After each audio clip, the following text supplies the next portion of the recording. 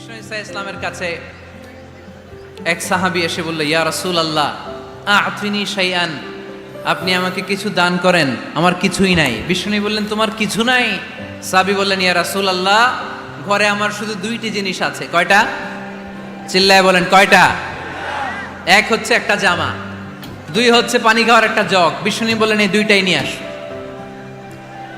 বিশ্বনবীর কথা শুনে ওই সাহাবী ঘর থেকে জামা নিয়ে আসলেন, পানি খাওয়ার জগ নিয়ে আসলেন।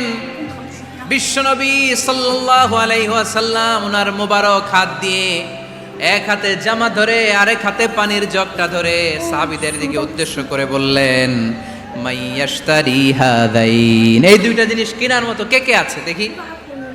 কয়েকজন হাত তুললো। বিশ্বনবী বললেন, কত দিয়ে কিনবা?